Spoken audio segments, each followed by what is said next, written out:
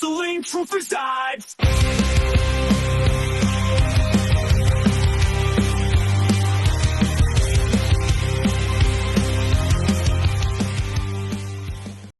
That's not even that bad. Some of the shit at Limitless that has been coming out of you lately that I see clips of. The Papa Bear is frisky line is still one of my best lines. Down. Oh my god, that's so funny. If you keep talking, I'm going to take you to the Motel 6 and make a woman out of you.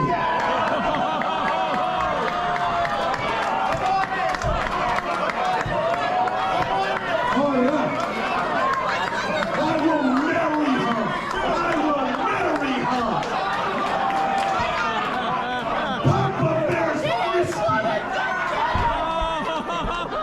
And that's the beauty of pro wrestling, that right there, because that I didn't even know. I just said one thing, and that dude jumped up. And when that guy jumped up, I knew that the wrestling gods had given me a present because I was taking it. And we made 30 seconds of uncomfortable magic.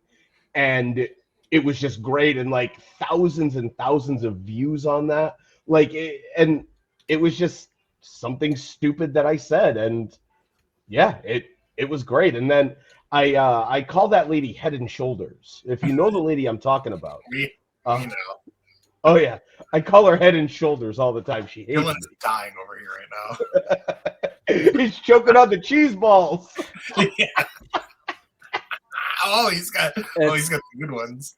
It's my favorite thing because my family still goes to Limitless shows, and I have gotten I was told I had to mention this when they found out that you were on the podcast tonight. I have been getting quite the messages after every Limitless show. Apparently, you and my niece have the biggest fucking feud going on right now in like crowd history. Because I get it every time you're on a Limitless show that my niece just absolutely rips into you and Channing Thomas, and I was told I had to mention it tonight.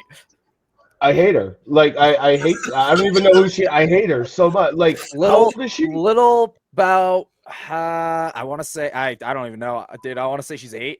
She's probably a little redhead, fiery redhead. Oh, I'll beat the shit out of her. Yeah. I've never lost a fight to an 8-year-old before. Hold on. In relation to that, now that you said that, when we were referencing the Papa Bear story, that same show was the night that you met my daughter, where she was sitting next to me in the back row of Limitless show, and you looked at her and you said, "I've never lost a fight to a 5-year-old," and I lost it. I couldn't stand there any longer. Yeah. And see, they're all canned lines. Like I've said, I've never lost a fight to enter child's age. And it's funny. Yeah, it's funny. Like it's always funny. I get it after every Limitless show. Yeah. I get stories about how much she ripped into you. And it started, I don't remember how many months ago, but it started a few months ago where she was ripping into you and Channing, and she brought up the fact that I'd come back and beat the shit out of both of you.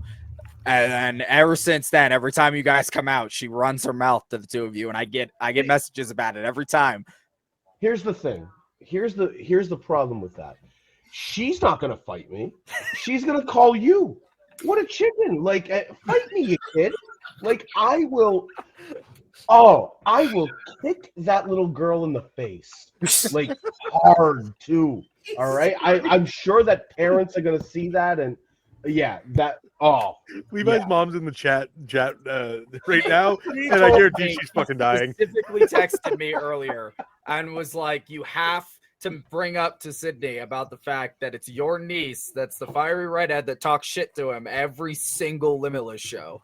So I had to bring up while we were talking about him shit talking the crowd about how much he gets into it with my niece at every show. He literally made my kid cry before the show. Like, it was just my niece is savage, bro. I was wrestling with her since she was like 2 years old. So my niece is savage. She will not cry. She will let you have it just as much as you want to give it to her. All of a sudden, his niece has got him down to the heel hook. Yeah, yeah. She ankle pick and takes me down. Yeah. No, I love I want a crowd full of 1,000 kids every show. That's just fun to me, and like it's not ruined for kids. So they know that the adult sees Sidney, and then after the show, they're like talking to me. Oh, brother, that was good heat out there. That little girl comes up to me before the show and after the show, probably calling me an asshole and a piece of shit and everything else. And it's that's wrestling to me. Like it's not ruined for the kids. So I work for them. I can relate to that. I mean, my last show, the one show that I ran babyface for Let's Wrestle, I was out back and I was changing up. I was relaxing after the match, and Alexander Lee came out back and had to pull me to the floor. I had to throw my shorts back on and pull me to the floor because me and Dylan made kids cry. There were kids that were crying at the fact that I had lost the match because they were so into it. Oh, it's the best. Like, it's a genuine reaction every time. Like, you only get that from the kids and the special needs. And those are the people that I want to work for, No.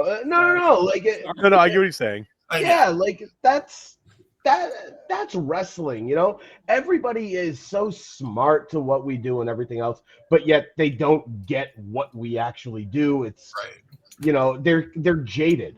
Whereas the kids, it's so much fun. And they buy my merch. That little girl probably has 8x10s of Sidney Bakabella all over her ceiling. Probably does.